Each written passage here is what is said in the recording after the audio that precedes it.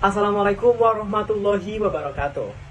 Perkenalkan, nama saya Irfan Dwi Putra, saya dari golongan A, absen 1, dengan NIM G41230023. Pada kesempatan kali ini saya akan menjelaskan mengenai penerapan rumus Excel dalam studi kasus data rekam medis, rawat inap, dan juga rawat jalan. Tugas ini saya buat untuk memenuhi tugas dari Matkul Manajemen Mutu Pelayanan Kesehatan dengan dosen Bu Selvia. Berikut videonya.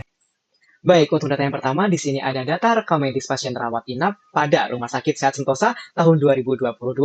Nah, pada kesempatan ini kita akan mencari tahu capaian dari pelayanan Rumah Sakit Sehat Sentosa pada rekam medis rawat inap. Seperti yang kita tahu nih teman-teman, bahwasanya SPM untuk pelayanan rekam medis rawat inap adalah 100%. Nah, kira-kira Rumah Sakit Sentosa ini apakah sudah mencapai capaian? Mari kita cari tahu.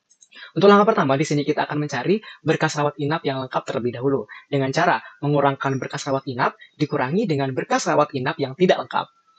Nah, untuk rumusnya adalah sama dengan B2 dikurangi dengan C2. Nah, klik enter.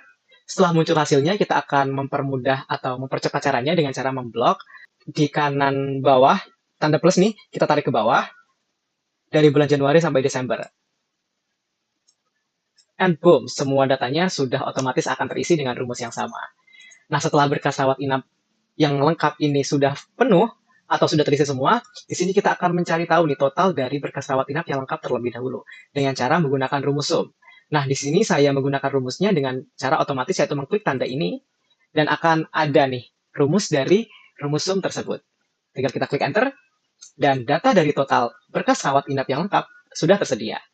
Untuk selanjutnya, kita akan mencari capaian nih teman-teman. Nah, langkah kita mencari capaian, kita harus membagi antara total berkas rawat inap yang lengkap dibagikan dengan berkas rawat inap secara keseluruhan.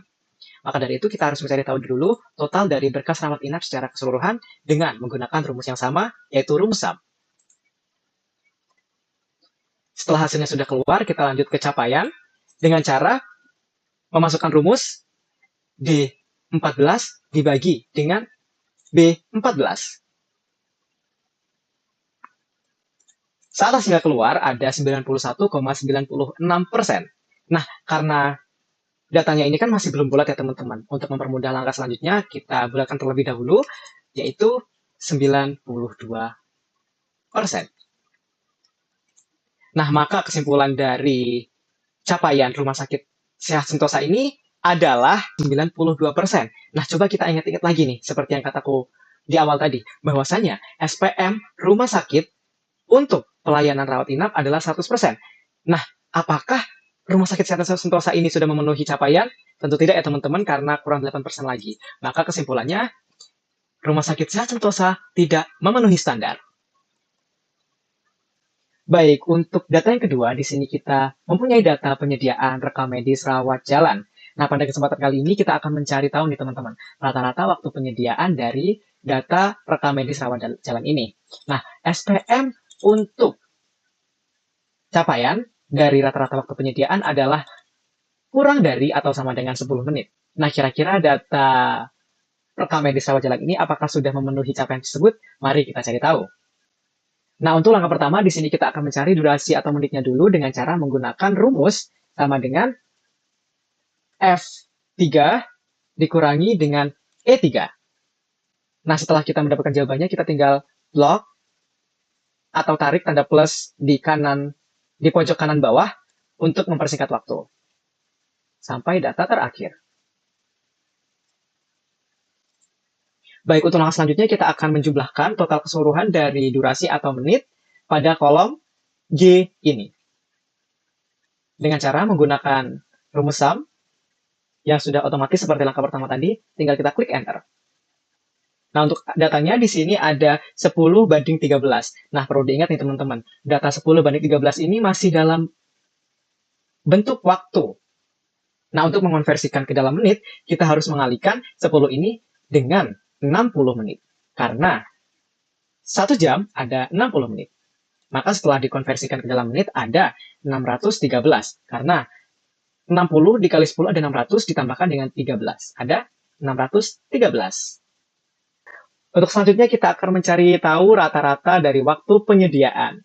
Nah, rata-rata waktu penyediaan sendiri kita akan hitung nih teman-teman dari total keseluruhan waktu penyediaan dibagi dengan jumlah data.